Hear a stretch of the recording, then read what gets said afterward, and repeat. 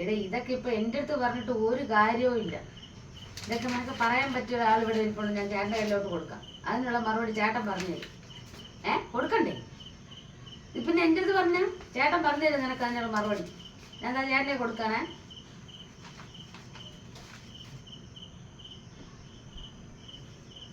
Hello, ഇവിടെ കാര്യങ്ങളൊക്കെ എനിക്കും അറിയാം. 16-18 വയസ്സുള്ള മക്കള്, നിനക്ക് ജനിച്ച മക്കള്, അവർ നീ പറഞ്ഞിട്ട് അനുസരിക്കുന്നില്ല, നീ പറഞ്ഞിട്ട് കേൾക്കുന്നില്ല, അവർ സമയത്തിന് വീട്ടിൽ വരുന്നില്ല, അവർ കൂട്ടുകാർ കൂടിയിട്ട് നടക്കുന്നു.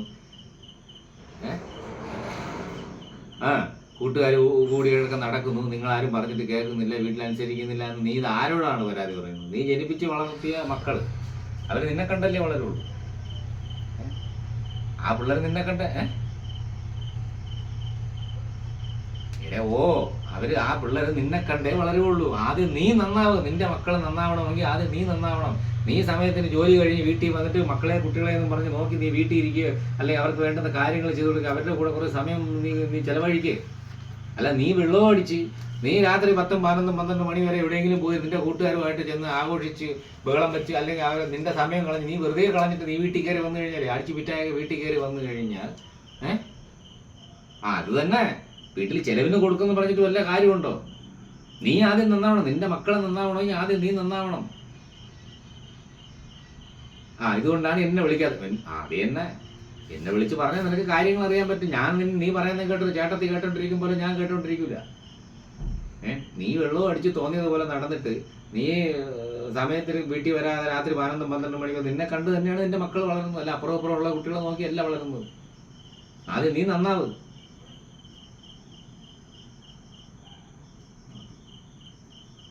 വെച്ചിട്ട് പോയി. അതെന്ത് ഞാൻ സൈക്കൂട്ട?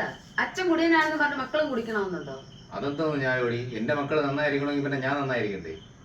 അവന്മാർ രണ്ടുപേരും നാളെ ഇറങ്ങി എവിടെയെങ്കിലും കൂട്ടുകാരന്മാരായിട്ട് കൂട്ടും കൂടി രാത്രി 9-10 മണിക്ക് വരുമ്പോഴത്തേക്ക് നീ ചോദിക്കുമ്പോഴത്തേക്ക് നിനക്കിപ്പം പറയാമല്ലോ ധൈര്യമായിട്ട്. അച്ഛൻ ഒരിടത്ത് ഇറങ്ങി പോകുന്നില്ല, പിന്നെ നീയൊക്കെ ഇവിടെ ഇറങ്ങി പോകണം ചോദിക്കാമോ? ഇല്ലേ? ധൈര്യമായിട്ട് ചോദിച്ചൂടെ? തിരിച്ച് ഞാൻ കുടിച്ചും വലിച്ചും എന്റെ തോന്നിയ ദിവസമായിട്ട് നടന്നിട്ട് വന്നിട്ട് എനിക്ക് മക്കളെ ഉപദേശിക്കാൻ പറ്റൂ? നാളെ അവന്മാർ ആ തെറ്റ് ചെയ്യുമ്പോൾ നിനക്ക് പോലും പറഞ്ഞു നടക്കാൻ പറ്റൂല.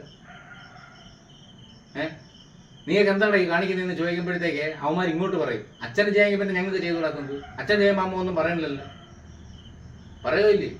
അപ്പൊ അത് എന്റെ ഉത്തരവാദിത്വമാണ്. എന്റെ മക്കള് നന്നായിരിക്കണമെങ്കിൽ ഞാൻ നന്നാവണം. ആദ്യം ഞാൻ സിഗരറ്റും വലിച്ച് വെള്ളവും അടിച്ച് മറ്റേ കൂട്ടുകാരാണ് സന്തോഷമെന്നും പറഞ്ഞ് ഇങ്ങനെ കറങ്ങി 10-11 മണിക്ക് കയറി വന്നു കഴിഞ്ഞാലേ, വീട്ടിൽ കയറി വന്നു കഴിഞ്ഞാൽ മക്കൾ എനിക്കൊരു വില തരില്ല. അവസാനം നമ്മൾ സാധാരണ മിക്കവാറും ഉള്ള എല്ലാ വീട്ടിലും എൻ്റെ അച്ഛനും പറഞ്ഞിട്ടുണ്ട്, അടിച്ച് ഫിറ്റായി വന്നിരുന്നതാണ് എൻ്റെ അച്ഛൻ എന്നെ ഉപദേശിക്കുന്നു. മദ്യപിക്കരുത്, സിഗരറ്റ് വലിക്കരുത്, മറ്റു കൂട്ടുകളൊന്നും പോകരുത് എൻ്റെ അച്ഛൻ പറയുന്നത്. അപ്പൊ നമ്മുടെ മക്കള് നന്നായിരിക്കണം എന്നുണ്ടെങ്കിൽ ആദ്യം നമ്മൾ തന്നെ നന്നായിരിക്കണം. നമ്മളെ കണ്ടു തന്നെ. ഇപ്പൊ നിനക്ക് ഉദാഹരണത്തിന് നാളെ ചൂണ്ടിക്കാണിക്കാൻ ഒരാളില്ലേ?